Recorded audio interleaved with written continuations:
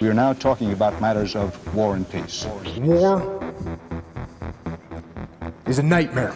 Coalition forces have begun striking selected targets of military importance. War is awful. War on terror. But I have resisted calls for military action.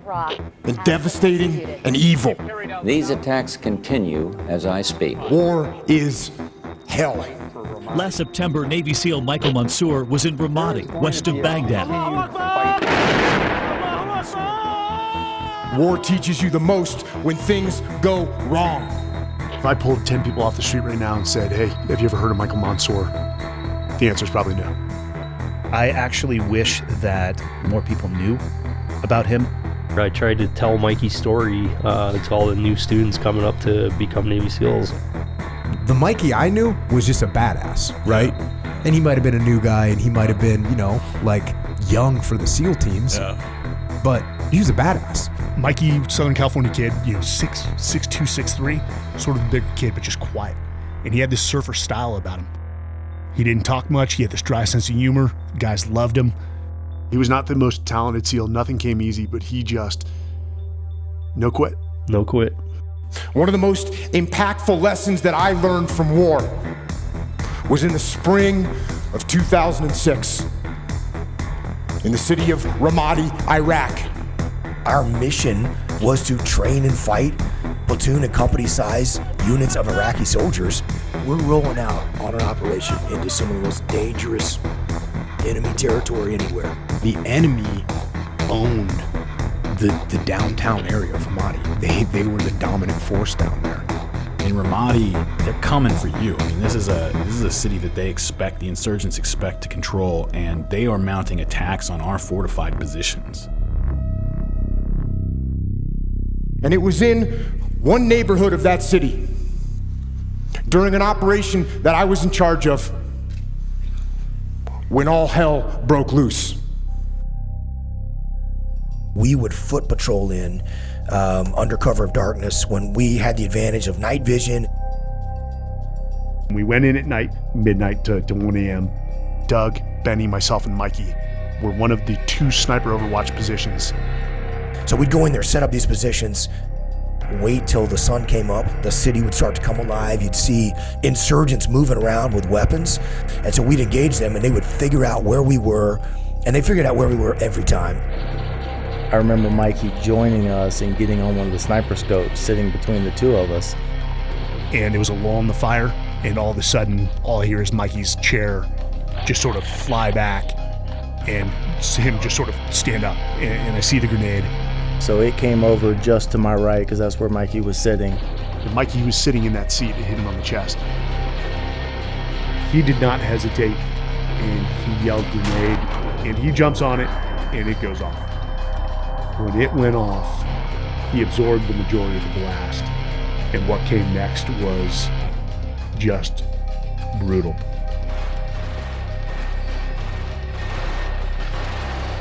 From there, things get a little foggy from that concussion.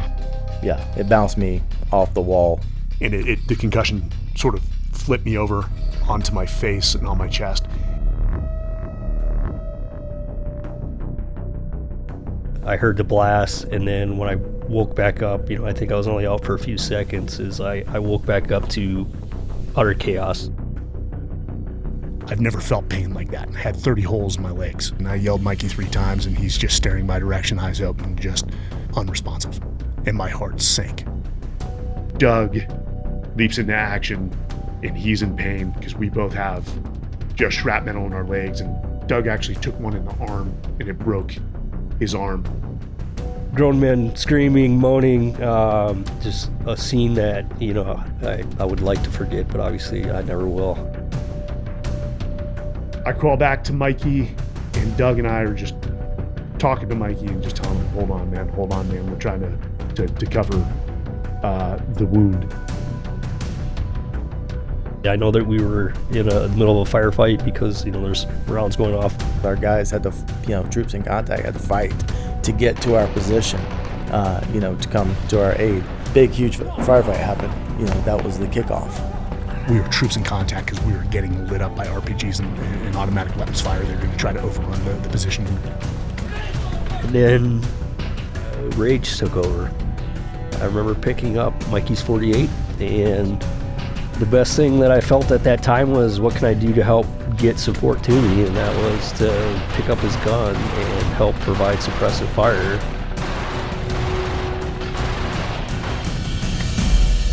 You were actually with Stoner's Element, which was like a couple blocks away. Yeah, we were probably about 350 yards away. We're on one side of the street, the other element's on the other side. We were pinned down. Bullets are just flying, and we got up and we made it to the house underneath that covering fire. As I came up, the way that the roof was, there was a stairwell, so you came up in the middle of the roof, and you could see right what happened. You know how it is when guys are bleeding, you never have enough gauze, doesn't matter what. He made it work. That dude, he's a man. There's so much blood everywhere. The gauze, I'm trying to wrap up and stuff into everything I could.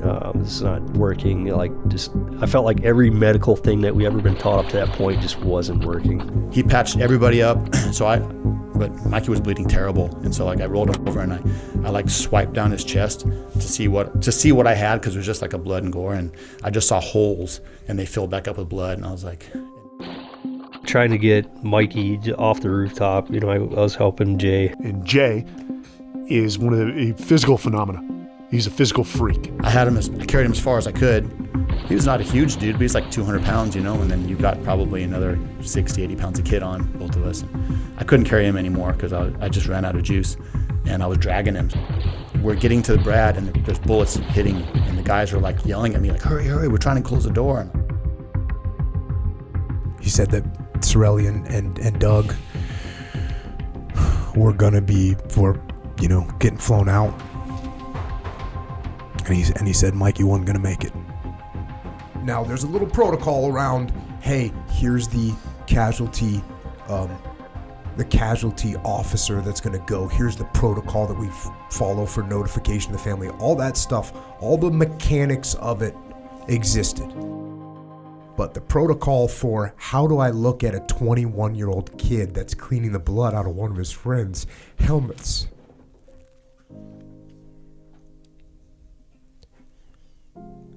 There's no protocol for that. Mikey saved a lot of lives, And he made the most selfless decision that anyone can ever make.